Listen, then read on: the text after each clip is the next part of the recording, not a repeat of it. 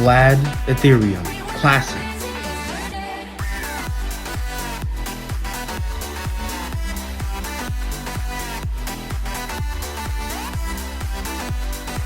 Welcome back, gentlemen, to Capital Gentlemen. It's your host, Vlad Ethereum, and today we're going to get into another video about Bitcoin.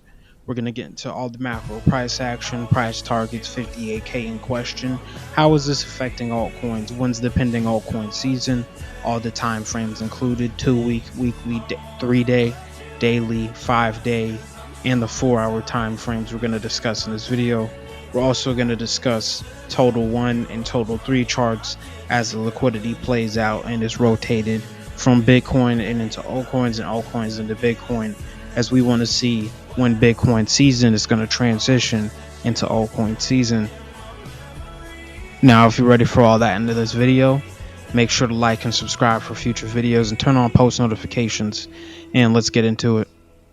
Alright, so here we have Bitcoin USDT, BTC USDT here on the 2-week time frame, and here we're looking at our Gaussian channel, waiting for a key green flip to signal a macro bullish trend.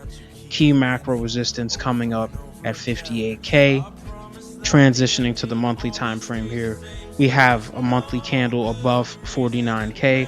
If we see a monthly candle close above the 49K level, we will instantly see a sharp bullish trend increase as we enter into the more progressive, more volatile to the upside phase of the bull run. As we see increasing liquidity and a macro trend shift, transition liquidity that may be sitting on the sidelines due to FOMO and liquidations with the rising price of Bitcoin at the 58K or 55K level.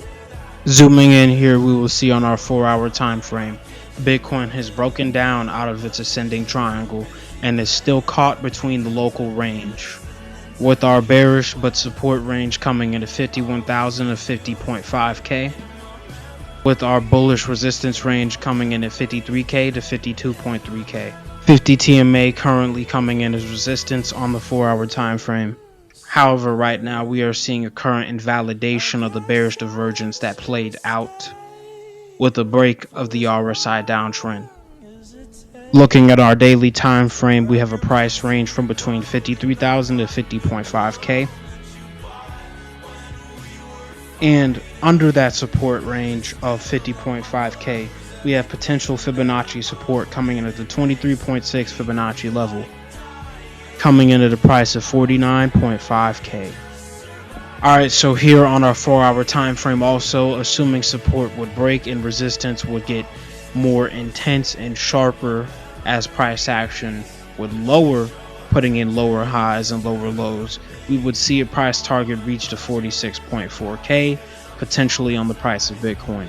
However, in order for that to play out, we need to see continuation breakdown closes with red candle closes on 4-hour or larger time frame support breaks.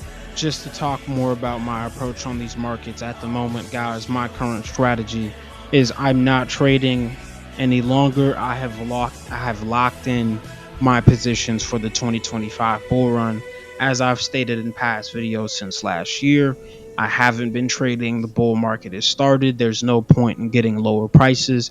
I just felt the need to say that, because I know a lot of people on here are going to say, well, Vlad, what's the best entry? When do I need to buy? What time to buy? None of this is a call to action.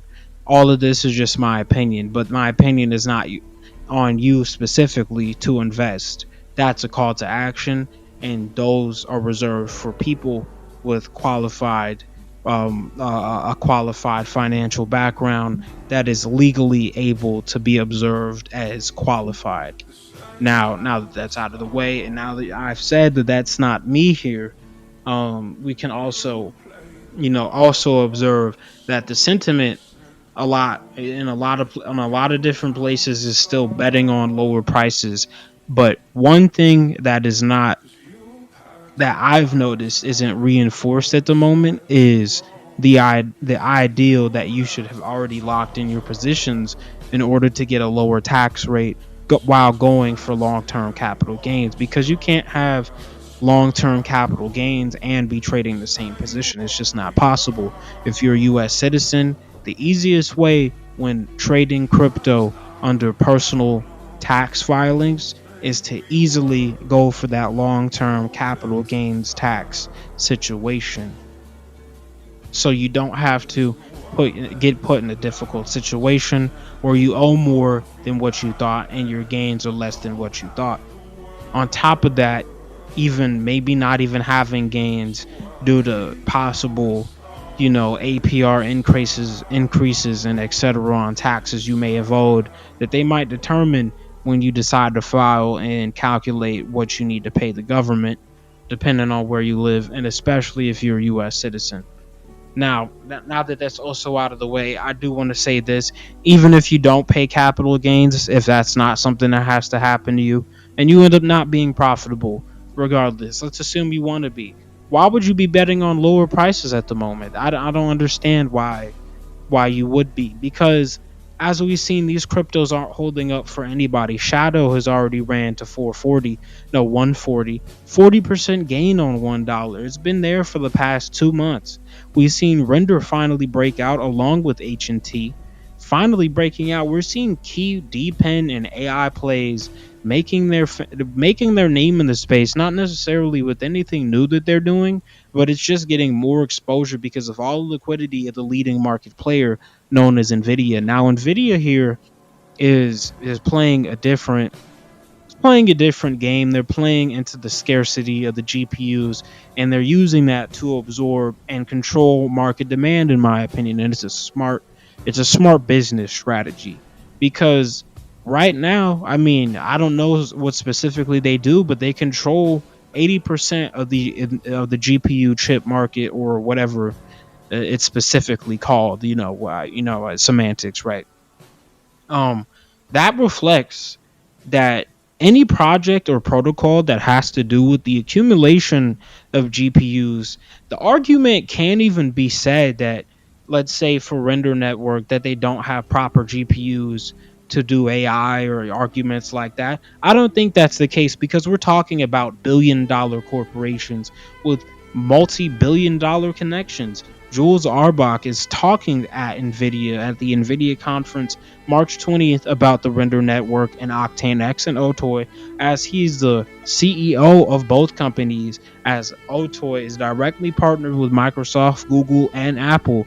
I don't see how anybody's betting on lower prices with key plays as they come out with, you know, relationships like that. I mean, right now, Render's the only one that I know with partnerships like that, but that stuff is just going to continue to get spread out amongst the other players. I mean, as we've seen last year with Solana in their partnership with Visa, that these smart money connections can come at any time and potentially play into that key bullish price action that we all want to see.